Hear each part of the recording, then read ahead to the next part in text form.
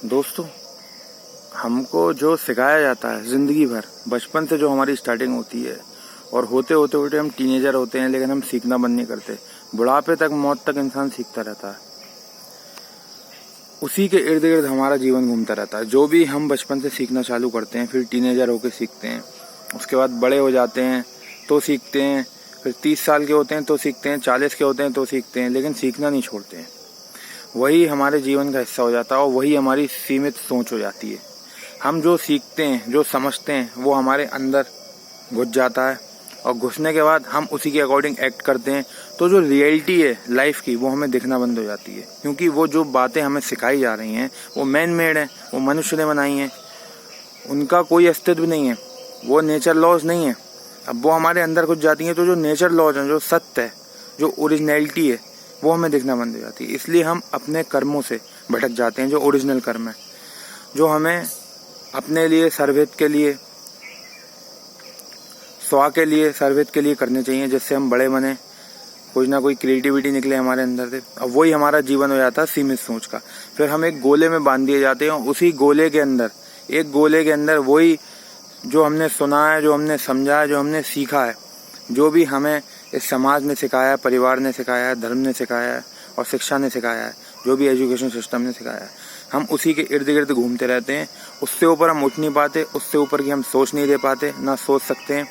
इसीलिए कोई भी बड़ा आदमी होता है, कोई भी ऊंचे ऊंचे लोग होते हैं, वो जो बातें कहते हैं वो हमारे अंदर नहीं उतर पाती हैं, हम समझ नहीं पाते हैं। शब्द तो बहुत हैं, कबीर के दोहे हैं, बड़े बड़े कविताएं हैं, हरिवंश राय बच्चन साहिब लुधियानवी जी की, और कबीर के इतने इतने अच्छे दोहे हैं, वो भी हमारे समझ में नहीं आते, क्योंकि समझ में आते तो ये हाल तो किसी हालत में नहीं होता। भगवत गीता की साइकोलॉजी तो अंतिम हाइट है, वो भी समझ में नहीं आती। क्यों नहीं आती? देश का हाल देख के पता चल रहा है, दुनिया का हाल देख के पता चल रहा है।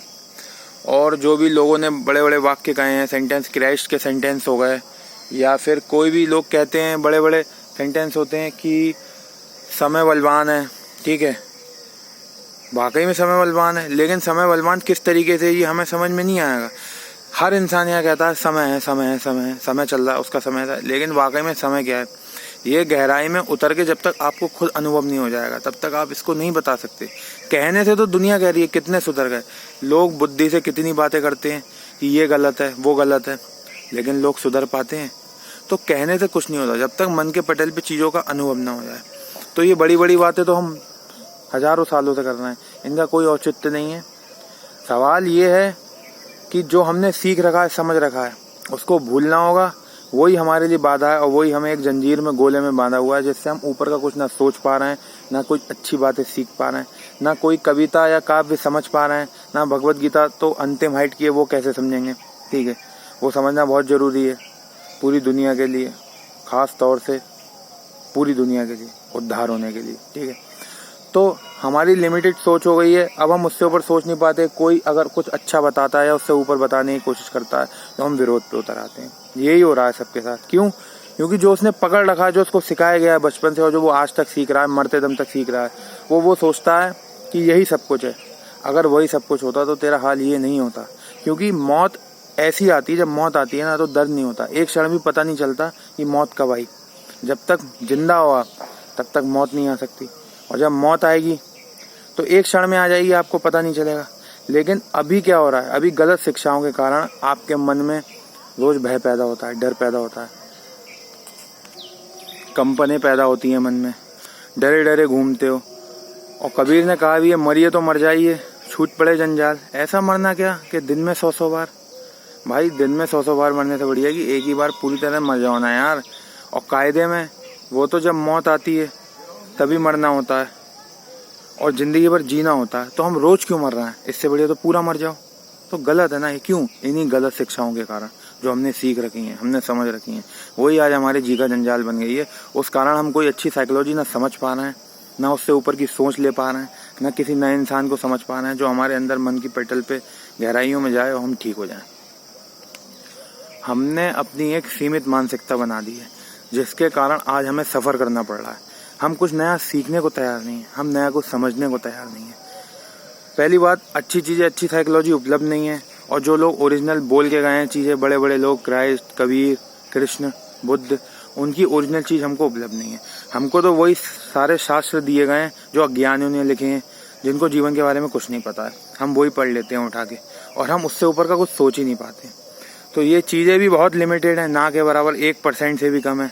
पहला तो ये, ऊपर से इन चीज़ों में रुचि भी बहुत कम लोगों की है। लेकिन जब तक आप साइकोलॉजी को गहराई से नहीं समझोगे, समझना नहीं चालू करोगे कि हम एक जाल में फंस गए हैं, हमको गोले में बांध दिया गया है सीमित सोच के साथ, हमारा वही जीवन बन के रह गया है, तब तक हम आगे कैसे बढ़ सकते हैं? हम उससे ऊपर सोच ही नहीं सकते, कुछ बड़ा कैसे करेंगे, क्रिएटिव कैसे करेंगे?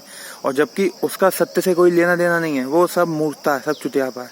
ये सारी मानसिक बीमारियां जो लोगों को हो रही हैं, वो इसी असत्य के कारण हो रही हैं जो उनको बचपन से सिखाया जा रहा है। पूरा का पूरा असत्य लोग लेके चल रहे हैं, उसी कारण ज़्यादातर लोग पागल हो जा रहे हैं। क्या कर रहे हैं, कुछ का कुछ कर रहे हैं, गंदगी फैला रहे हैं, ठीक है। इतनी बीमारियां मानसिक शारीरिक उनको हो रही हैं, कैसी तरीके की डिजीज़ हो रहे हैं, अल्जाइमर, क्रॉन्स डिजीज़, बहुत depression, stress, trauma, OCD, schizophrenia, इतने डिजीज़ हो रहे हैं। क्यों हो रहे हैं? और आप देख लो, ये सब इसीलिए हो रहा है असत्य के कारण। शुरू से मैन मेड मनुष्य जनित ज्ञान उनको दिया जा रहा है, और सबका कोई सत्य से कोई लेना देना नहीं है, सब अज्ञानियों ने बोला है, कोई इस बात को समझने को तैयार नहीं है, इसीलिए दुनिया का आज ये हाल है।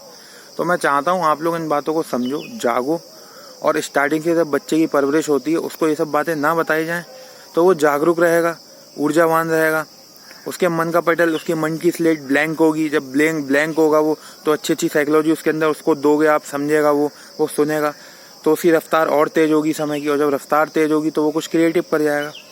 यही सफल होने का तरीका है। लेकिन गलत जाल में सबको फंसा के अब समझ में आना बंद हो गया है कि भाई सही क्या है, गलत क्या है, समझ में आना बंद हो गया है। पढ़ लेते हैं बड़ी कविताएं, या कभी कबीर के दोहे कि पत्थर पूजे हरी मिले तो मैं पूजूं पहाड़। उसके बाद भी दोहे भी सुने जाते हैं, उसके बाद भी मंदिर मस्जिद जाया जाता है। जब कबीर कह रहे हैं कि पत्थर पूजने से अगर हरी मिलता है तो मैं पहाड़ पूज लूं, भाई पहाड़ तो बहुत बड़ा होता है ना, तो मैं पूज लूं।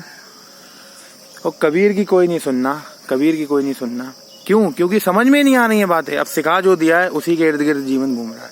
कबीर जैसे महान संत ज्ञानी कह के गए, पत्थर पूजे हरी मिले तो मैं पूजूं पहाड़, ये समझ में नहीं आ रहा। बड़े सेंटेंस समझ में क्या आएंगे? ये बड़े सेंटेंस समझ में क्या आएंगे? आता नहीं, क्योंकि सुनने के बाद भी हम वही हरकत करते हैं। तो जानो, थोड़ा सा समझो साइकोलॉजी क्या है, ये सब गलत है जो हम कर रहे हैं, उसी वजह से आज हमारा जीवन क्या हाल हो गया है।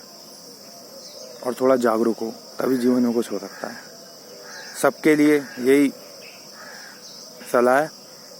तो टॉपिक दोस्तों आज इतना ही लेते हैं, वीडियो काफ़ी लंबी हो चुकी है, ठीक है, बाय।